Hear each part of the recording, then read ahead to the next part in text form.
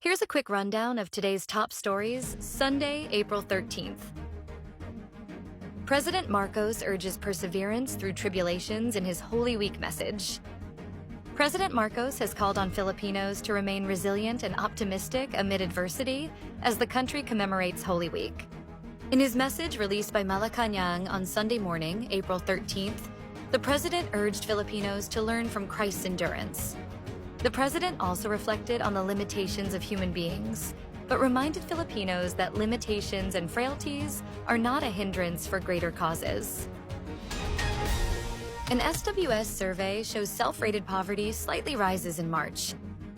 The percentage of Filipino families who consider themselves mahirap or poor slightly increased to 52% in March, equivalent to around 14.4 million households, based on the Strat-based Social Weather Station survey conducted from March 15th to 20th. This figure was up from 51% or 14.3 million families in February 2025, following a decline from 63% in December 2024 to 50% in January 2025. Self-rated poverty in March was highest in the Visayas at 62%, followed by Mindanao at 60%, Balanced Luzon, or Luzon outside Metro Manila, at 46%, and Metro Manila at 41%. Top Philippine and U.S. security advisors hold talks on enhancing alliance.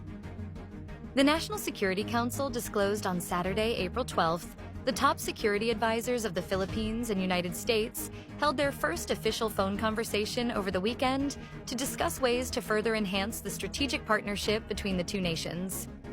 During their introductory call last Friday, National Security Advisor Eduardo Año and U.S. National Security Advisor Mike Waltz exchanged views on the regional security challenges, particularly in the South China Sea, as well as the West Philippine Sea, which continues to be central in Southeast Asian regional affairs amid growing maritime tensions. PBBM says 19 areas may reach 42 degrees Celsius or higher heat index on April 13th. The Philippine Atmospheric, Geophysical, and Astronomical Services Administration said at least 19 areas across the country may be experiencing a danger level heat index of 42 degrees Celsius or higher. In its forecast, PBBM said San Ildefonso in Bulacan, Sangley Point in Cavite City, Cavite Province, and Virac, Catanduanes recorded the highest heat index at 44 degrees Celsius on Sunday, April 13th. According to PBBM, heat indices between 42 degrees Celsius and 51 degrees Celsius fall under the danger classification. Russia and Ukraine accuse each other of failing to pause strikes after U.S. envoy leaves Moscow. Russia and Ukraine's top diplomats on Saturday used a high-level conference in Turkey to once again trade accusations of violating a tentative U.S. brokered deal to pause strikes on energy infrastructure, underscoring the challenges of negotiating an end to the three-year-old war.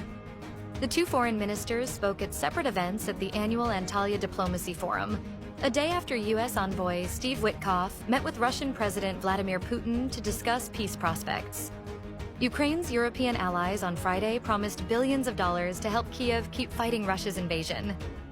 While Moscow and Kyiv both agreed in principle last month to implement a limited 30-day ceasefire, they issued conflicting statements soon after their separate talks with U.S. officials in Saudi Arabia. They differed on the start time of halting strikes and alleged near-immediate breaches by the other side. Stay updated with the latest news. Visit our website at www.mb.com.ph or follow us on social media. Thanks for tuning in to the Manila Bulletin Daily Rundown.